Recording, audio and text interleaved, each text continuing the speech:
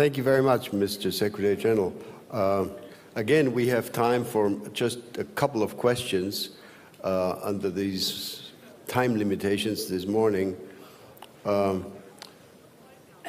me, if I may, pursue this burden-sharing issue just one step further. I think most of us here in the hall understand exactly what was agreed in Wales and what was agreed and confirmed in Warsaw. And I think most people here would agree that more needs to be done. So that's not really in dispute. But that's my question, what is the meaning and the consequences, the potential consequences, of what I would call the Trump-Pence ultimatum? In other words, what happens if we don't fulfill, all of us, that particular goal? What happens then? Are there consequences? Has the American delegation explained what would happen if by the end of this year not everybody has responded in the ways that may be seen as desirable? Tell us all about that. So my focus is now on what can we do to make sure that we implement what we have promised, that we deliver on what we promised altogether back in 2014.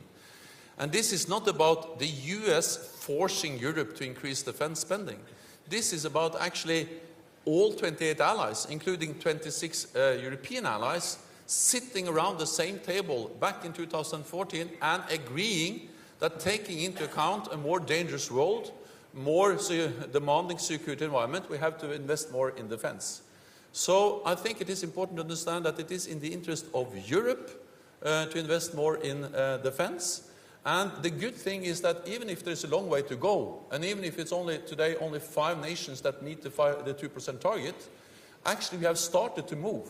In 2014, we decided 3 things. We decided to stop the cuts, then gradually increase defense spending, and then move towards 2% within a decade. In 2015, we stopped the cuts. 2015 was the first year in many years we didn't have cuts in defense spending across Europe and Canada. Then in 2016, we had a significant increase of $10 billion, or close to 4% in real terms. So actually, after just 2 years, we have made 2 important steps, stopped the cuts and started a significant increase. We have a long way to go, there's much more to do, but I'm encouraged by that we have started to move in the right direction. So my focus is on how can we make sure that this is something we will continue, and I'm confident because I see a very strong will in the European capitals and the United States and Canada that we should do this together. Thank you. There was a question, if I'm not mistaken, from one of our Russian participants. Thank you so much, Konstantin Kosachev, the Russian Parliament. Mr. Secretary General, coming from Russia, I became strongly confused right now listening to you for the simple reason you were repeatedly speaking not just on behalf of NATO, which would be a most natural thing, but on behalf of the whole Europe. I consider Russia and other European countries as natural European participants, as NATO members. But you were repeatedly saying North America is in need of Europe, Europe is in need of North America, and so on and so forth. We have 2 major European organizations, the Council of Europe consisting of 47 European countries, OSCE consisting of 56 countries, most of them European. And this is for me a very good format for discussing European security, among other things.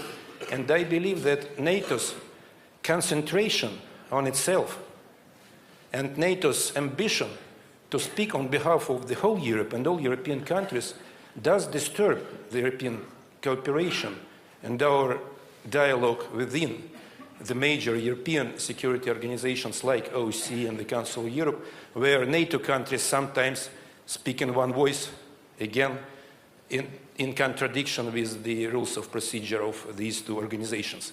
For me, as a Russian politician, NATO is probably a good thing for NATO countries, but it's a bad thing for European security because it does not unite Europe. It divides Europe and it divides security, providing better conditions for certain countries and other conditions for the rest of the countries of Europe. How would you respond on that? First of all, I really believe that a strong transatlantic bond is good for the whole of Europe because it contributes to peace and stability in Europe, and that's good for the whole of Europe. Second, NATO is strong not only because we represent 28 allies, we are 28 allies, and I represent those allies, but NATO is strong also because we have more than 40 partner nations, and many of them in Europe. We work closely with countries like Sweden and Finland in the north, and I know very much that they also welcome a strong transatlantic bond. We work with countries in the Balkans, the Western Balkans. Some are members, but some are not. But they are partners of NATO, and they appreciate the strong transatlantic bond. We work with countries like Georgia and Ukraine, not NATO members, but strongly in favor of a strong partnership with NATO and a strong transatlantic bond. So I really believe that the transatlantic bond is important for the 28 allies, of course, but it's also important for the stability and the peace in Europe. Add to that NATO has also enabled the enlargement of the alliance after the Cold War, and also been a framework also for the enlargement of the European Union, which I think is important, both of them making NATO, Europe stronger and at peace.